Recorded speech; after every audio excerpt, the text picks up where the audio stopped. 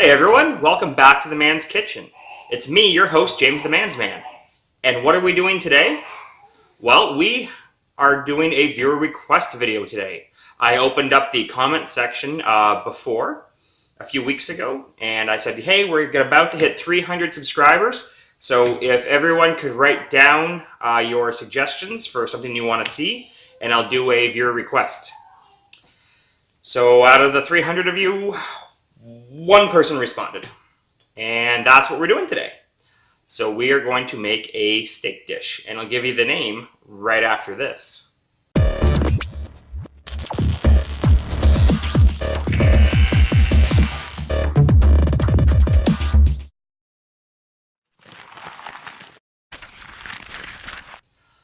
All right, we're back from the intro, and if you want to follow me on Instagram, Twitter, and Facebook, there will be links for all of those down in the description below. Now today we're going to make a steak Pizzaiola. The proper spelling is in the title. That's all that really matters, okay, today? I have no idea how to say it. But basically what I gathered is from my extensive research, that is a steak dish. You can use everything from braised tough cuts up to tender cuts. And it's kind of more of the secret's in the sauce, I guess. So I'll show you the ingredients and we'll talk a little bit about them next.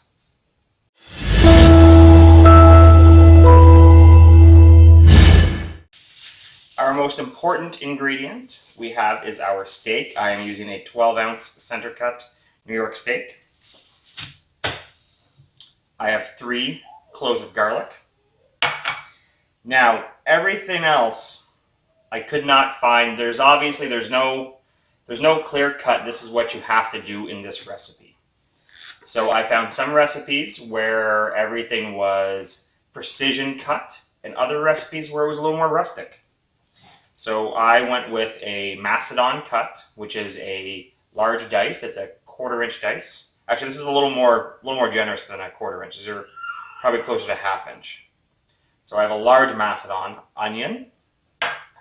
There's a 1/2 an onion here, a 1/2 a red pepper. Some recipes called for it, some didn't. So I got a little bit of mushrooms because I like mushrooms. I have a 1/2 a tomato, concassé, and what that is it's a peeled and seedless tomato. So there will be a link up and over my shoulder for my culinary skills playlist where I'll show you how to do one of these. I did this a few years ago, and turns out it paid out finally. So that would be the only thing that's a little more higher end on this version, would be the way that we cut the tomato up. I have 2 peppers, 2 canned peppers, and I have no idea, again, how to say this.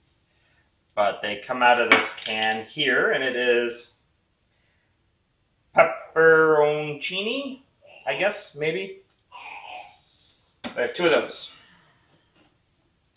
We've got some dried oregano. We've got some fresh parsley, olive oil, salt, and I have a 1/4 cup of beef stock. So the plan is to cook all of this in one frying pan, and we'll hop over to the stove next.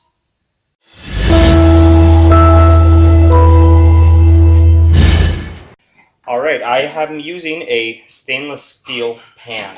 I'm not using a non-stick pan because we're going to sear the steak in here first. Just a little bit of olive oil. We don't need a lot because we're going to render the back fat. I like to put just a little bit. Ooh, pan's a little hot. That steak's already got some smoke. So I like to put just a little bit of oil down first when I do this, just to stop the fat from sticking. Okay, we're going to turn the hood on, and we'll put it on low, just to get some of the smoke out here, some of the steam too. Okay, and what we're going to do here is we're going to cook the steak standing straight up on its back for about 2 or 3 minutes, just to get a nice, good crust on the steak. You really want to render off that back fat out of New York. At the restaurant, we'll start the steaks in frying pans like this before we put them on the grill.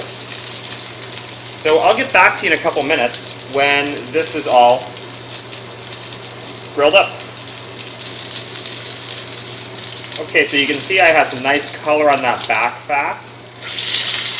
We're going to lay it down, and all I did before I started this off camera was I did put my salt on it, and that was really all I did. So now I'm going to give each side a sear for about another minute, and I'll show you what happens next when we're finished that.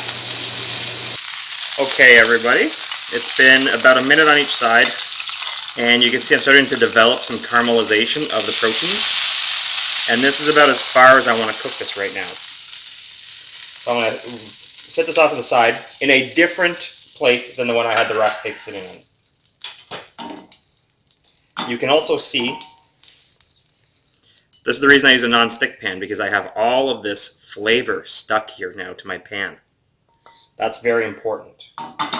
We're going to add our garlic.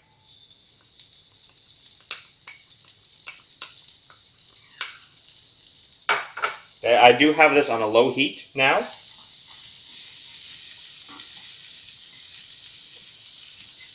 And the combination of the fat that rendered and the olive oil that I had in here gives me just the right amount of medium, a cooking medium, a fat, if you will, of some type, to cook in. Now if you did this in a non-stick pan, you wouldn't get any of those stuck bits of caramelized protein on the bottom of the pan. And that's really going to be what adds the flavor to the sauce. Okay, my garlic is starting to pick up some color. So we're going to add the onions.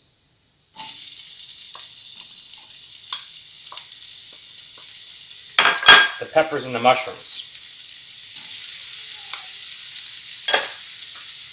Okay, so when I cook, I like to go with all my hard vegetables first. And onions, mushrooms, and peppers would definitely be your hard vegetables in this recipe, okay? And I'm going to want to cook this down for about 4 or 5 minutes. So I will get back to you when these are all browned up. Okay, it's been a few minutes now, and we've got some color starting to form on my onions, and the mushrooms are starting to get all browned up, and the peppers are softening. So we're going to add our soft vegetables, which would be the tomato and the canned pepper.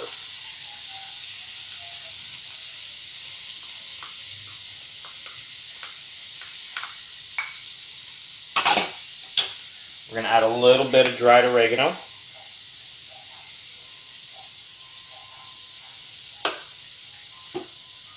And give this a good mix up.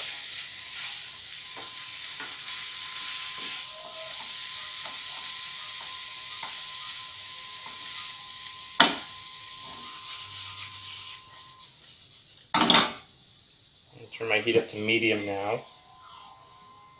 I'm going to add in my beef stock.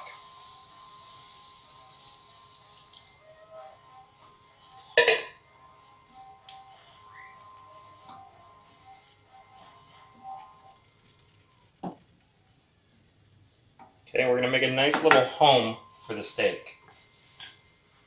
We're going to put it right back in here. Add a nice little home there. You can even pour in, don't be afraid to pour in anything that leaks out of the steak while it's sitting there. There's nothing wrong with that stuff. Okay. Now, we're going to let this cook for about 7 minutes. I'm going to flip it once in the middle. Okay, so I will get back to you when it's time to flip. Okay, it's been about 3.5 minutes, and now we're going to flip the steak. And the important thing to remember is this is why we gave it that sear first, that crust, because it's sitting in a liquid, and otherwise we would have a very unappealing boiled steak without that sear first. So we're going to let it finish for about another 2.5, 3 minutes. Okay, now the steak has been in here for as long as I want it in here. So we're going to put it back on this plate to rest. We're going to give the sauce a good mix.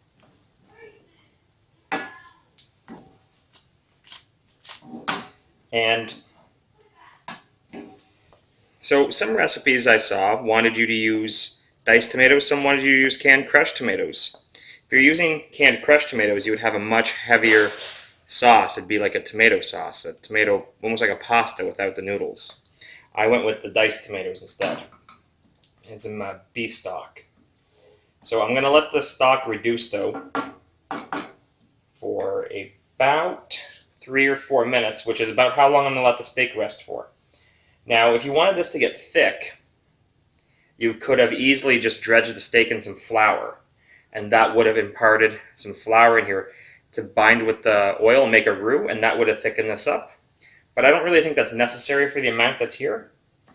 Maybe if you were making this for, maybe if you're timesing the recipe by 4 or 5 and you wanted to speed it up a bit, maybe you might dredge, say, half the steaks just to get some flour in there.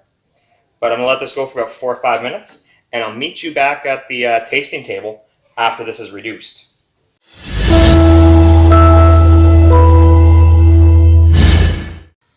Alright everybody, I just brought it off the stove. I put it on a plate, and one of the traditional things that's served with this is some bread. Now whether you have a bag of white Walmart bread, and I'm not knocking white Walmart bread, or you have an artisan focaccia, get some bread on the plate, because that is the traditional way to eat this dish, is with a side of bread. And I'll zoom the camera down now so you can see what mine looks like. You can see that I have a nice medium rare color in my steak. I have half of the vegetables, and there's not a lot of, so the bread, I'm guessing, is to sop up all the stock that's in there. If I wanted to make this a little more tomatoey, I could have put some tomato juice in there while I was reducing it down.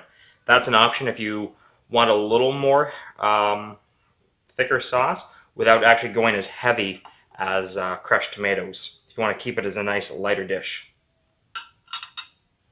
And the last thing I did before I brought the pan off the stove was I sprinkled in that fresh parsley. Alright, but as good as it looks, let's see how it tastes. So let's start with the steak, of course. That is the most important part, I think.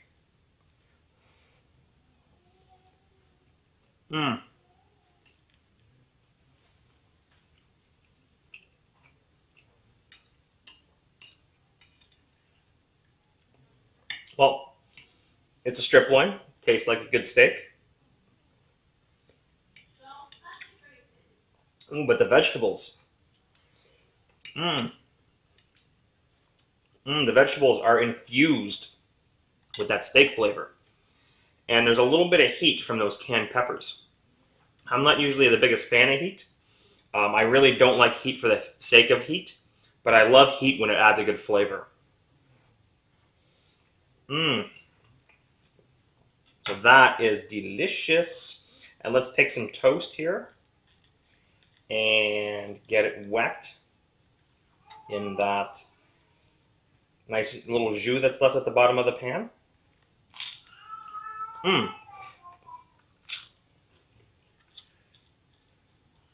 Yep.